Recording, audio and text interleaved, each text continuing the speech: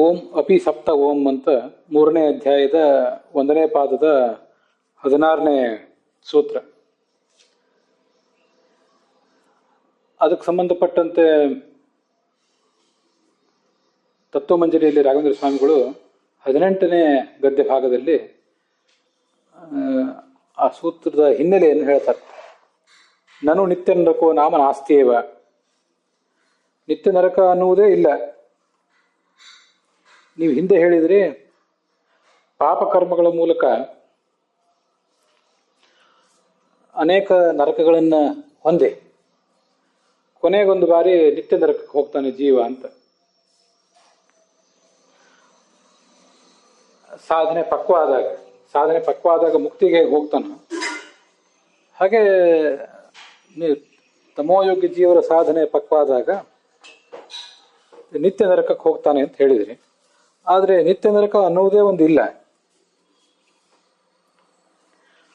ಪುರಾಣಾದಿಗಳಲ್ಲಿ ವರ್ಣಿತ ಆಗಿರುವುದು ಅಶಾಶ್ವತವಾದ ನರಕ. ಪಾಪದ ಫಲವನ್ನು ಅಲ್ಲಿ ಅನುಭವಿಸ್ತಾರೆ, ಮರಳಿ ಬರ್ತಾರೆ, ಇಷ್ಟೇ ಇರೋದು ಹೊರತು ನಿತ್ಯ ನರಕ ಅಂತನ್ನುವುದೇ ಒಂದು ಇಲ್ಲ ಅಂತ ಒಂದು ಜಿಜ್ಞಾಸೆ. ಆ ಜಿಜ್ಞಾಸೆಗೆ ಉತ್ತರ ರೂಪವಾಗಿ ಅಪಿ ಸಪ್ತ ಅನ್ನುವಂಥ ಈ ಸೂತ್ರ ಹೊರಟಿದೆ.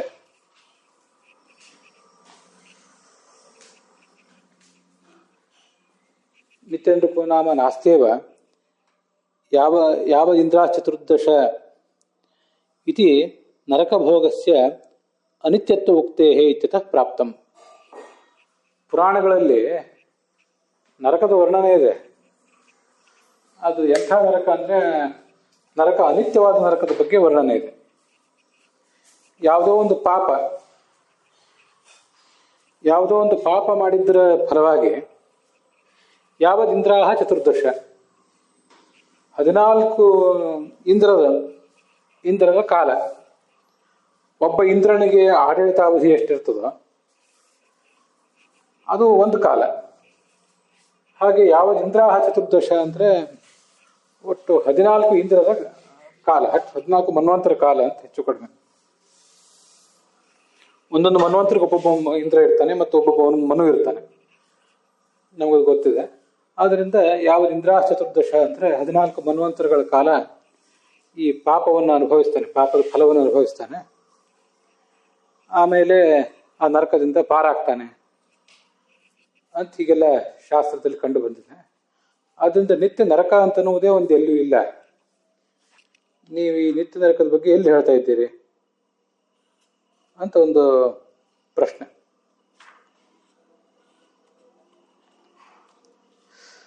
ಅದಕ್ಕೆ ಉತ್ತರ ರೂಪವಾಗಿ ಈ ಮಾತು ಹೊರಟಿದೆ,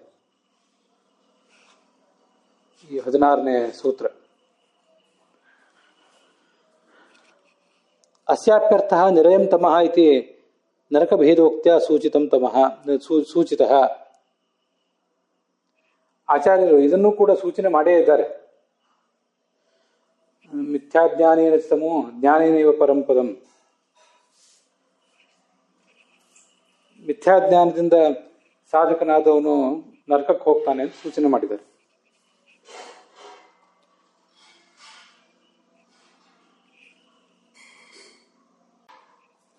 ಆಚಾರ್ಯರು ತಮ್ಮ ಅಣುಭಾಷ್ಯದಲ್ಲಿ ಶುಭೇನ ಕರ್ಮಣ ಸ್ವರ್ಗಂ ನಿರಯಂಚ ವಿಕರ್ಮಣ ಅಂತ ಹೇಳಿದ್ದಾರೆ. ಒಂದ್ ಕಡೆ ನಿರಯ ಅಂತ ಪ್ರಯೋಗ ಮಾಡಿದ್ದಾರೆ, ಆಮೇಲೆ ಮುಂದೆ ಮಿಥ್ಯಾಜ್ಞಾನೇನ ತಮೋ ಅಂತ ಹೇಳಿದ್ದಾರೆ. ಹೀಗೆ ನರಕ ಭೇದೋಕ್ತ್ಯ 2 ಥರದ ನರಕಗಳಿವೆ. ನಿರಯಂಚ ವಿಕರ್ಮಣ, ದುಷ್ಟಕರ್ಮ ಮಾಡಿದರೆ ನರಕಕ್ಕೆ ಹೋಗ್ತಾನೆ ಅಷ್ಟೇ. ಆದರೆ ಮಿಥ್ಯಾಜ್ಞಾನ ಹೊಂದಿದರೆ ಅವನು ಶಾಶ್ವತವಾದ ತಮಸ್ಸಿಗೆ ಹೋಗ್ತಾನೆ ಅಂತ ಸೂಚನೆ ಮಾಡಿದ್ದಾರೆ ಆಚಾರ್ಯ. ಈ ನರಕಕ್ಕೆ ಹೋಗುವುದು ಯಾಕೆ? ದುಷ್ಕರ್ಮ ಮಾಡಿಕೊಳ್ಳುವ ಮೂಲಕ. ಅವನಿಗೆ ಅವಾಗ ಮಿಥ್ಯಾಜ್ಞಾನ ಇರ್ತದೆ ಅಂತಿಲ್ಲ. ಯಾಕಂದ್ರೆ ಸಾತ್ವಿಕರಾದವರು ಕೂಡ ಸರಿಯಾದ ಜ್ಞಾನ ಇದ್ದವರು ಅಥವಾ ಸರಿಯಾದ ಜ್ಞಾನಕ್ಕೆ, ಸತ್ಯವಾದ ಜ್ಞಾನಕ್ಕೆ, ಯಥಾರ್ಥವಾದ ಜ್ಞಾನಕ್ಕೆ ಯೋಗ್ಯರಾದವರು ಕೂಡ ಕೆಲವು ಬಾರಿ ಪ್ರಾರಬ್ಧ ಕರ್ಮವಶಾತ್ ಪಾಪಗಳನ್ನು ಮಾಡ್ತಾರೆ. ಅದು ವಿಕರ್ಮ ಅಂದ್ರೆ ನಾವು ಹಿಂದೆ ಅರ್ಥ ಬಂದಿದೆ. ಅದು ಸತ್ಕರ್ಮಗಳನ್ನು ಮಾಡದೇ ಇರುವುದು, ಮತ್ತೆ ದುಷ್ಟ ಕರ್ಮಗಳನ್ನು ಮಾಡುವುದು. ಇವುಗಳ ಮೂಲಕ ನರಕಕ್ಕೆ ಅವರು ಹೋಗ್ತಾರೆ. ಆದರೆ ತಮಸ್ಸಿಗೆ ಹೋಗ್ಬೇಕಾದ್ರೆ ಮಿಥ್ಯಾಜ್ಞಾನ ಇರಬೇಕು. ಆ ಮಿಥ್ಯಾಜ್ಞಾನವೇ ಅವರಿಗೆ ಚೆನ್ನಾಗಿ ರೂಢ ಮೂಲ ಆಗಬೇಕು. ಆ ಥರ ಆದಾಗ ಮಾತ್ರ ಶಾಶ್ವತವಾದ ನರಕಕ್ಕೆ ಹೋಗ್ಲಿಕ್ಕೆ ಸಾಧ್ಯ. ಭಗವಂತನನ್ನ ಭಾಗವತರನ್ನ ಪರಿಪರಿಯಾಗಿ ದ್ವೇಷಿಸಬೇಕು. ಹಾಗಾದಾಗ ಮಾತ್ರ ಅವರು ತಮಸ್ಸಿಗೆ ಹೋಗ್ಲಿಕ್ಕೆ ಸಾಧ್ಯ. ಆದ್ರಿಂದ ನಿರಯ ಮತ್ತು ತಮಸ್ಸು ಅಂತ ಈಗ ಎರಡು ಶಬ್ದಗಳನ್ನು ಪ್ರಯೋಗಿಸುವುದರ ಮೂಲಕ ಆಚಾರ್ಯರು ನರಕ ಭೇದವನ್ನ ಸೂಚಿಸಿದ್ದಾರೆ ಅಂತ ಅದರ ತಾತ್ಪರ್ಯ.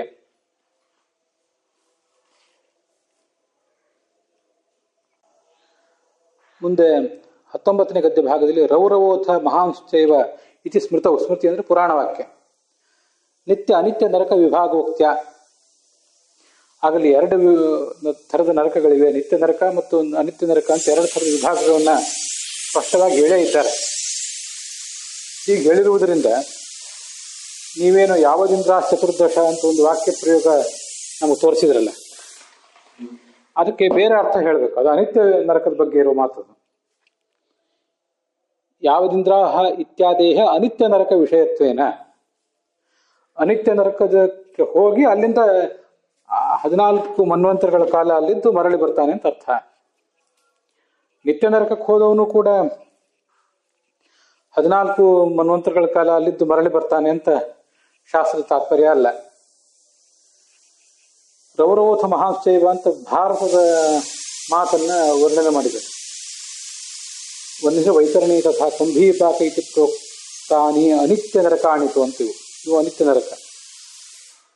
ತಾಮಿಸ್ರಶ್ಚ ಅಂಧತಾಮಿಸ್ರವು ದ್ವೌ ನಿತ್ಯವು ಸಂಪ್ರಕೀರ್ತಿತವು. ತಾಮಿಸ್ರ ಅಂಧತಾಮಿಸ್ರ ಇವೆರಡು ನಿತ್ಯ ತಮಸ್ಸುಗಳು.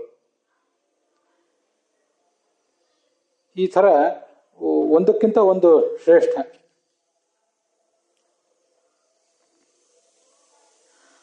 ರೌರವ, ಮಹಾರೌರವ, ವನ್ಹಿ, ವೈತರಣಿ, ಕುಂಭೀಪಾಕ ಇವು 5. ತಾಮಿಸ್ರ ಅಂಧತಾಮಿಸ್ರ ಒಟ್ಟು 7 ವಿಧ ನರಕ. ಆದರೆ ಮೊದಲಿಂದು 5 ಅನಿತ್ಯ ಮತ್ತೆ ಎರಡನೇದ್ದು 2 ನಿತ್ಯ ಅಂತ ಹೀಗೆ ಸ್ಪಷ್ಟವಾಗಿ ಬಂದಿರೋದ್ರಿಂದ ಯಾರು ಮಿಥ್ಯಾಜ್ಞಾನದಲ್ಲಿ ಆಗ್ರಹವುಳ್ಳವನಾಗಿರ್ತಾನೋ ಅವನು ಶಾಶ್ವತವಾದ ನರಕಕ್ಕೆ ಹೋಗ್ತಾನೆ. ಆದ್ರಿಂದ ಅದ್ರ ಬಗ್ಗೆ ಎಚ್ಚರ ಇರಬೇಕು ಅಂತ ಅದರ ತಾತ್ಪರ್ಯ. ಈಗ ನಾವು ನೋಡಿದ ಮಹಾಭಾರತ ಶ್ಲೋಕಗಳು ಇವು ಎಲ್ಲಿಯೂ ಕೂಡ ಸಿಗ್ತಾ ಇಲ್ಲ. ಸುಮಾರು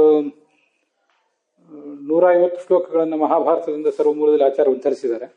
ಅದರಲ್ಲಿ ಕೆಲವು ಸಿಗ್ತವೆ, ಕೆಲವು ಸಿಗೋದಿಲ್ಲ. ನಾನು ಪ್ರವಚನ ಮಾಡುವಾಗಲೂ ಕೂಡ ನೋಡಿದ್ದೆ, ಮತ್ತೆ ಪ್ರಪಂಚನಾಚಾರ ಪುಸ್ತಕ ಅವರು ಸಂಪಾದಿಸಿದ ಸರ್ವಮೂಲ ನೋಡಿದೆ, ಅಲ್ಲೂ ಕೂಡ ಅದು ಸಿಗ್ತಿಲ್ಲ. ಅದರಿಂದ ಈ ಶ್ಲೋಕಗಳನ್ನು ನಾವು ಮಹಾಭಾರತದಲ್ಲಿ ಈಗ ಕಾಣ್ಲಿಕ್ಕೆ ಆಗೋದಿಲ್ಲ. ಇನ್ನು ಇಲ್ಲಿ ತಾಮಸರ ಬಗ್ಗೆ ಏನು ವರ್ಣನೆ ಬಂದಿದೆ, ಸಾತ್ವಿಕರು, ರಾಜಸರು, ತಾಮಸರು ಅಂತ 3 ವಿಭಾಗದ ಜನ ಇರ್ತಾರೆ. ಅಲ್ಲಿ ಸಾತ್ವಿಕರಾದವರೆಲ್ಲರೂ ಕೂಡ ಮುಕ್ತಿಗೆ ಹೋಗ್ತಾರೆ. ತಾಮಸರಾದವರೆಲ್ಲರೂ ನರಕಕ್ಕೆ ಹೋಗ್ತಾರೆ, ಶಾಶ್ವತವಾದ ನರಕಕ್ಕೆ ಹೋಗ್ತಾರೆ. ನಡುವಿನ ರಾಜಸರು ಅಂತ ಏನಿದ್ದಾರೆ ಅವರು ಕೂಡ 3 ವಿಭಾಗದವರಿದ್ದಾರೆ. ಸಾತ್ವಿಕ ಸಾತ್ವಿಕರು, ಸಾತ್ವಿಕ ರಾಜಸರು, ಸಾತ್ವಿಕ ತಾಮಸರು ಅಂತ 3 ಥರ. ರಾಜಸ ಸಾತ್ವಿಕರು, ರಾಜಸರು, ರಾಜಸ ತಾಮಸರು ಅಂತ 3 ಥರ. ಮತ್ತೆ ತಾಮಸರು ಕೂಡ ತಾಮಸ ಸಾತ್ವಿಕರು, ತಾಮಸ ರಾಜಸರು, ತಾಮಸ ತಾಮಸರು ಅಂತ ಈ ಥರ 3 ಥರ ಇದ್ದಾರೆ. ಅದರಲ್ಲಿ ಸಾತ್ವಿಕರ 3 ವರ್ಗೀಕರಣಗಳು ಕೂಡ ಮುಕ್ತಿಗೆ ಹೋಗೋದು. ಮತ್ತೆ ರಾಜಸರಲ್ಲಿ ರಾಜಸ ಸಾತ್ವಿಕರು ಅಂತ ಏನಿದ್ದಾರೆ ಅವರನ್ನೇ ಮನುಷ್ಯೋತ್ತಮರು ಅಂತ ವರ್ಣಿಸೋದು. ಅವರು ಮುಕ್ತಿಗೆ ಹೋಗ್ತಾರೆ. ಮುಂದೆ ರಾಜಸರು ಅಂತ ಏನಿದ್ದಾರೆ ಅವರು ನಿತ್ಯ ಸಂಸಾರಿಗಳು. ರಾಜಸ ತಾಮಸರು ಅಂತ ಏನು ವರ್ಣನೆ ಇದೆ ಅದು ತಮೋಯೋಗ್ಯರಾದ, ಶಾಶ್ವತ ನರಕಕ್ಕೆ ಯೋಗ್ಯರಾದ ಮನುಷ್ಯಾಧಮರ ಬಗ್ಗೆ ವರ್ಣನೆ. ಹೀಗೆ ಒಟ್ಟು 9 ವರ್ಗೀಕರಣಗಳಲ್ಲಿ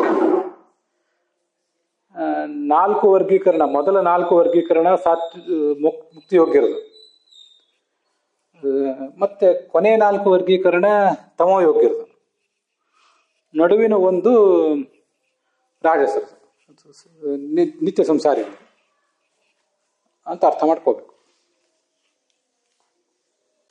ಅಲ್ಲಿಗೆ ಈ ಭಾಗ ಸಮಾಪ್ತವಾಗಿದೆ.